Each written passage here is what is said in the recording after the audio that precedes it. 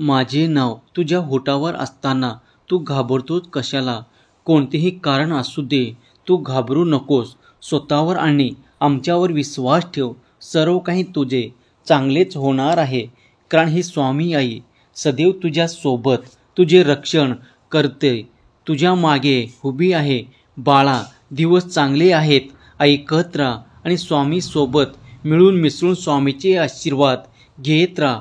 स्वामी म्हणतात, जो व्यक्ती देवावर मनापासून विश्वास ठेवतो, देव तिचे कधीच वाईट करत नाही आणि तिच्यासोबत वाईटसुद्धा घडू देत नाही. जीवनात मागे बघाल तर अनुभव मिळेल, पुढे बघाल तर तुम्हाला आशा मिळेल, आजूबाजूला बघत राहाल तर तुम्हाला सत्य आणि अंतर्मनात बघा. तुमच्यामध्ये आत्मविश्वास वाढवून जाईल आणि सर्व जग तुम्हाला तुमच्यासारखे अतिशय पवित्र दिसेल. स्वामींना भेटायचे असेल, स्वामीचे मार्गदर्शन हवे असेल तर हा संदेश शेवटपर्यंत ऐकत राहा. तुझी सर्वात मोठी इच्छा आजच पूर्ण होईल. स्वामी म्हणतात की बाळा, जीवन जगत आहेस तर ते आनंदाने जग, कारण तू ज्या दृष्टीने दुसऱ्यांना पाहतो त्याच दृष्टीने तुला दुसरेसुद्धा दिसत असतात. जसे की धान्यामध्ये काही खडे असतात, ते धान्यापासून कधीही वेगळे करता येत नाहीत. तांदळामध्ये पांढरे खडे हे नक्कीच असतात, तुम्ही निवडून सुद्धा त्याच्यापासून वेगळेच करू शकत नाही. त्याचप्रमाणे तुमच्यासोबत सुद्धा काही साधू असतात, तर काही नक्कीच साधून घेणारे सुद्धा असतात, परंतु तुम्हाला ते ओळखता येत नाहीत.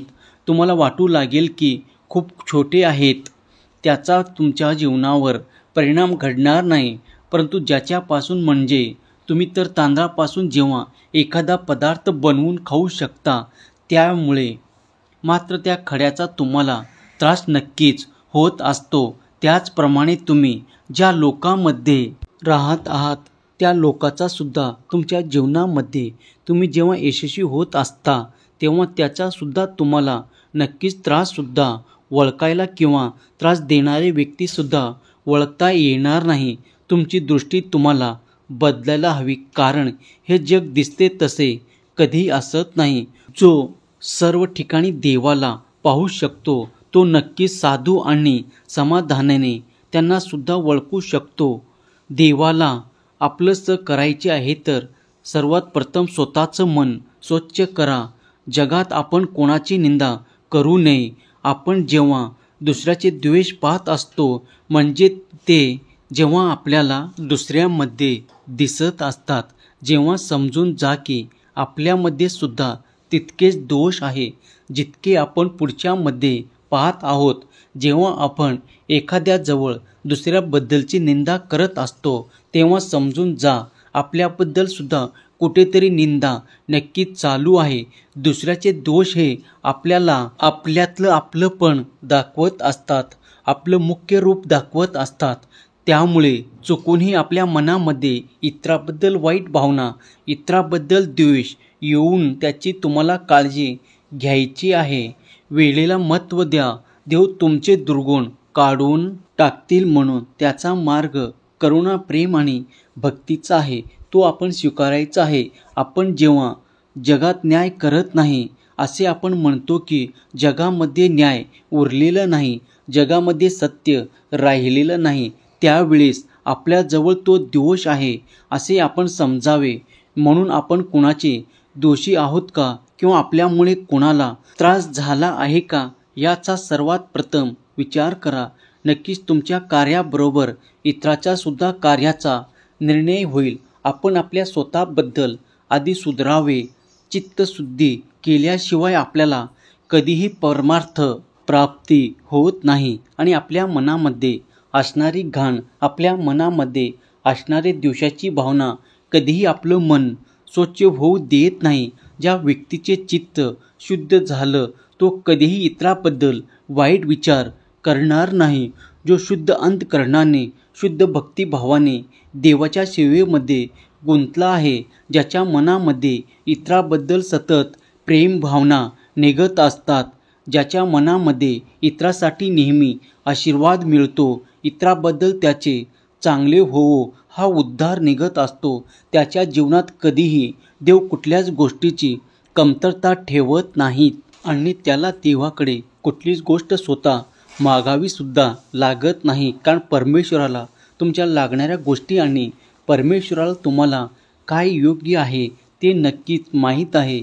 आणि देव तुम्हाला भगवंत प्राप्ती झाल्याशिवाय कुठल्याही गोष्टीमध्ये सुद्धा देत नाही. ज्या व्यक्तीचे जीवनाची एखादी चाल किंवा जीवन जगण्याची पद्धत अतिशय शुद्ध आहे, तो नेहमी देवाच्या मार्गामध्ये जात असतो आणि भगवंतामध्ये तो आपलं जीवन पाहत असतो. जीवन हे एकदाच आहे, ते शुद्ध अंतःकरणाने आणि भक्तिभावाने कसे जगावे ह्याला ज्याला जमले तो पूर्णपणे अलिप्त जीवनापासून दूर राहतो. आपण आपल्या अंतःकरणामध्ये स्वामीचे जे मिश्रण आहेत ते आपल्याला शुद्ध करायला हवेत. स्वामी मिश्रण आपल्या पूर्ण शरीरामध्ये, आपल्या मस्तकामध्ये फिरू द्या. त्याच्यामध्ये असणारा सर्व काही दोष मत्सर ही शुद्ध करून तुम्हाला आपल्या अंतःकरणामध्ये स्वामी जागा देतील. सर्वांचे बोलणे हे मृद आहे तर आपले कटू का असावे. सर्व आपल्यासोबत प्रेमाने वागतात तर आपण सुद्धा इतरांसोबत प्रेमाने का वागू नये. देव सर्वांनाच आवडतो, मग आपल्याला देव का आवडत नाही. हा विचार तुमच्या मनामध्ये जाणवत असेल तर तुम्हाला समाधान असायला हवे. कारण तुमच्यामध्ये स्वामी नामाची वृद्धी झाली आहे आणि या वृद्धीमध्ये तुमचा जगाकडे पाहण्याचा दृष्टिकोन बदलून जाईल. स्वामीवर, देवावर, तुमच्या परमेश्वरावर तुम्ही ठेवलेला विश्वास तुम्हाला कधीही पोल ठरू देणार नाही. माझ्याशिवाय जगामध्ये कोणच श्रेष्ठ नाही, माझ्याशिवाय जगामध्ये कोणच सुंदर नाही, हा तुमचा विचार तुमच्या मनातला पूर्णपणे गाळात घेऊन जाणार आहे. आत्मविश्वास हा नक्कीच असावा, परंतु घमंड आणि आपल्यावरचे अहंकार जो तुम्ही गाजवत आहात तो तुमच्या मनाला तुम्ही स्वतःला एका घाणेमध्ये बुडवत आहात. देव प्रत्येक बाजूने तुमची मदत करत आहे. देव प्रत्येक बाजूने तुमचे रक्षण करत आहे. फक्त देवाकडे जाण्यासाठी तुम्ही 2 पावले चालून तर पुढे या. मार्ग हा कधीच स्वच्छ असत नाही, कारण तो मार्ग तुम्हाला स्वच्छ करावा लागतो. त्या मार्गावरती तुम्हाला चालायचे आहे तर त्या मार्गावरती असणारे घाण, काटे, खड्डे तुम्हाला स्वतःला दुरुस्त करायचे आहेत. आणि त्या मार्गावरती सर्वात प्रथम तुम्ही चालत जा. तुमचे कुटुंब, तुमचा परिवार, तुमचा परिसर नक्कीच त्या मार्गावरती तुमच्या मागे येणार आहे. आणि त्याच्याबरोबर तुमच्या एकट्यासोबत, संपूर्ण तुमच्यासोबत, तुमच्या जीवनासोबत तुमचा परिवार, तुमचा परिसर आणि तुमचा भाग्यसुद्धा स्वामीमय होणार आहे.